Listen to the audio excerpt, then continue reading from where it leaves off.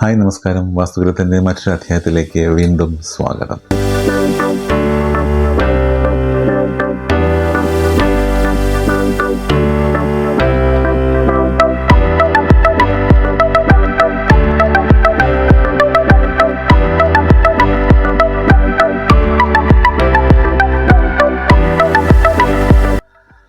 വീട്ടിന് പുറത്തുള്ള അടുക്കള അല്ലെങ്കിൽ വർക്ക് ഏരിയ, വീടിന് പുറത്ത് നമ്മൾ വർക്ക് ഏരിയയോ അടുക്കളയോ ചെയ്യാൻ ഉദ്ദേശിക്കുന്നുണ്ടെങ്കിൽ അതെവിടെ ചെയ്യണം എന്നുള്ളതാണ് ഇന്നത്തെ വാസ്തുവിചാരം ചർച്ച ചെയ്യുന്നത്.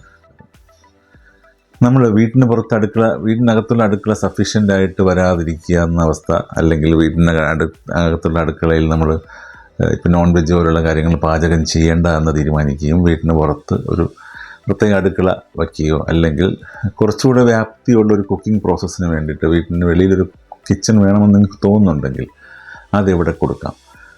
ശ്രദ്ധിക്കുക, നമ്മൾ അങ്ങനെ ഒരു കിച്ചൺ ചെയ്യുകയാണെങ്കിൽ, ഇപ്പോൾ തെക്ക് കിഴക്ക് ഭാഗത്ത് അഗ്നികോണിലാണ് നമ്മൾ അങ്ങനെ ഒരു കിച്ചൺ പ്ലാൻ ചെയ്യുന്നതെങ്കിൽ, കിഴക്ക് ഭാഗത്ത് കൂടുതൽ സ്ഥലം വിടുന്ന രീതിയിൽ തെക്കേ മതിലിനോട് ചേർത്ത് വേണം നമ്മൾ ആ കിച്ചൺ ചെയ്യാനായിട്ട്. കിഴക്ക് ഭാഗത്ത് കൂടുതൽ സ്ഥലം വിട്ട് തെക്കേ മതിലിനോട് ചേർത്ത് വേണം നമ്മൾ ആ കിച്ചൺ അല്ലെങ്കിൽ ആ വർക്ക് ഏരിയ ചെയ്യേണ്ടത്.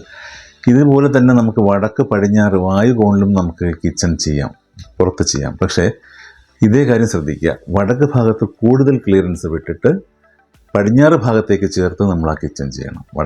വടക്ക് ഭാഗത്ത് കൂടുതൽ ക്ലിയറൻസ് വിട്ട് പടിഞ്ഞാറ് ഭാഗത്തേക്കുള്ള മതിലിലേക്ക് ചേർത്ത് വെച്ച് ആ കിച്ചൺ നമുക്ക് ചെയ്യാം. ഇങ്ങനെ രണ്ട് പൊസിഷനിൽ നമുക്ക് പുറത്തുള്ള കിച്ചൺ ചെയ്യാം. ഒരു കാരണവശാലും കന്നിമൂല ഭാഗത്തോ അല്ലെങ്കിൽ വടക്ക് കിഴക്ക് ഭാഗം എന്ന് നമ്മൾ ചില സമയങ്ങളിൽ എടുക്കാറുണ്ട്. കേരളത്തിൽ മാത്രം പ്രിവെയിലിംഗ് ആയിട്ടുള്ള വാസ്തുശാസ്ത്ര പ്രകാരം നമുക്ക് വടക്ക് കിഴക്ക് ഭാഗത്തും ചെയ്യാം. അപ്പോഴും നമ്മൾ കിഴക്ക് ഭാഗത്തും വടക്ക് ഭാഗത്തും ക്ലിയറൻസ് വിടുന്ന രീതിയിൽ വേണം അവിടെ ചെയ്യാനായിട്ട്.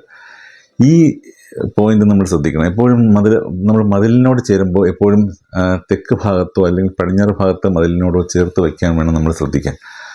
അപ്പോൾ ഈ രണ്ട് പൊസിഷൻ, അതായത് അഗ്നികോണവും വടക്ക് പടിഞ്ഞാറുമാണ് ഏറ്റവും നല്ല രണ്ട് പൊസിഷൻ പുറത്ത് കിച്ചൺ അല്ലെങ്കിൽ വർക്ക് ഏരിയ ചെയ്യാനായിട്ട്. ആ രീതിയിൽ ചെയ്യുക. ഇത്രയും പറഞ്ഞുകൊണ്ട് ഈ വീഡിയോ അവസാനിപ്പിക്കുകയാണ്. മറ്റൊരു നല്ല വീഡിയോയുമായി നിങ്ങൾ മുന്നിൽ എത്തുന്നവരെ നന്ദി, നമസ്കാരം.